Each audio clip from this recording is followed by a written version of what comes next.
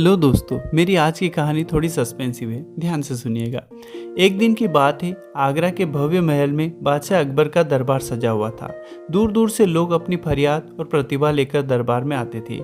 उसी समय एक बुद्धिमान युवक महेशदास भी दरबार में जाने के लिए महल के मुख्य द्वार पर पहुंचा।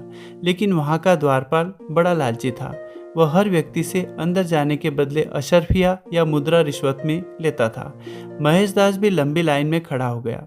जब उसका नंबर आया, द्वारपाल ने उसे रोका और कहा, अंदर जाना है तो पहले मुझे कुछ सोने की अशर्फिया दो। महेशदास ने विनम्रता से कहा, मेरे पास अभी कोई अशर्फिया नहीं है। बादशाह ने मुझे बुलाया है, कृपया जाने दीजिए। अशर्फिया नहीं है तो अंदर नहीं जाने दूंगा। एक शर्त पर जाने दूंगा, जो कुछ भी तुम्हें बादशाह से इनाम में मिले उसका आधा हिस्सा मुझे देना होगा। महेशदास ने थोड़ा सोचा और बोला, ठीक है, मैं वचन देता हूँ। द्वारपाल खुश हो गया और उसे अंदर जाने दिया। जब महेशदास दरबार में पहुंचे तो अकबर ने पूछा, कहो युवक, क्या चाहते हो? महेशदास ने कहा, जहाँपनाह, मेरे पीठ पर 50 कोड़े मारे जाए।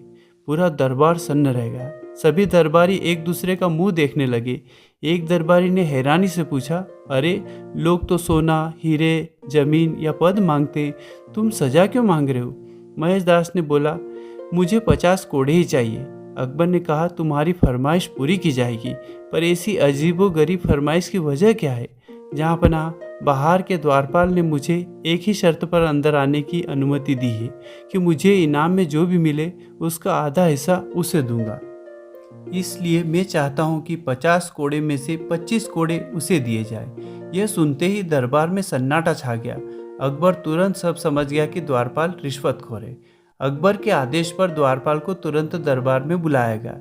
अकबर ने द्वारपाल से कहा, आजकल तुम अपने कार्य को इतनी मुस्तैदी से कर रहे हो कि इस शख्स ने अपनी इनाम का आधा हिस्सा तुम्हें देने का वादा तक कर डाला। तो द्वारपाल बोला, शुक्रिया जहाँपनाह। अकबर ने पूछा, क्या तुम्हें यह जानने की ख्वाहिश नहीं है कि इस शख्स ने क्या मांगा? द्वारपाल ने आश्चर्य से पूछा, क्या जहाँपनाह? अकबर ने जवाब दिया, 50 कोड़े। द्वारपाल कांपने लगा। उसे अपनी गलती समझ आ गई। उसने माफ़ी मांगनी शुरू कर दी। अकबर ने सिपाहियों को आदेश दिया, इसे इनाम का आधा हिस्सा नहीं बल्कि इसे 50 कोड़े पूरे दिए जाए, ताकि इसके लालच का सही फल इसे मिल सके। द्वारपाल को दंड दिया गया और उसे पद से हटा दिया गया। अकबर महेशदास की बुद्धिमानी और साहस से बहुत प्रभावित हुए और उन्होंने कहा, सच्चाई को सामने लाने का तुम्हारा अंदाज हमें बहुत पसंद आया।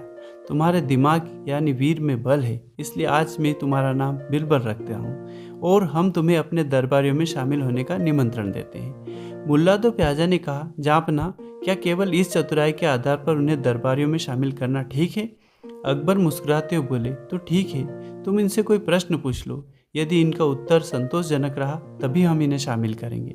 मुल्ला ने पूछा, बताओ, इस समय मेरे मन में क्या चल रहा था?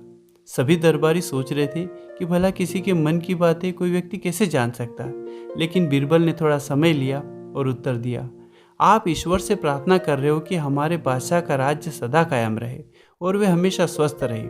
अकबर ने पूछा, मुल्ला जी, क्या सही कह रहे हैं? मुल्ला मुस्कुराते हुए बोला, जी हाँ, यही सही सोच रहा था मैं। दरबार में तालियां गूंज उठी। बीरबल ने फिर से अपनी बुद्धि का परिचय दिया और आगे जाकर अकबर का हर अच्छा निर्णय बीरबल की बुद्धि का हिस्सा होता था। कहानी से सीख, लालच का अंत हमेशा बुरा होता है। बुद्धि और धैर्य से किसी भी अन्याय का अंत किया जा सकता है। सही समय पर सही निर्णय इंसान को साधारण से असाधारण बना सकता है। Thank you for watching.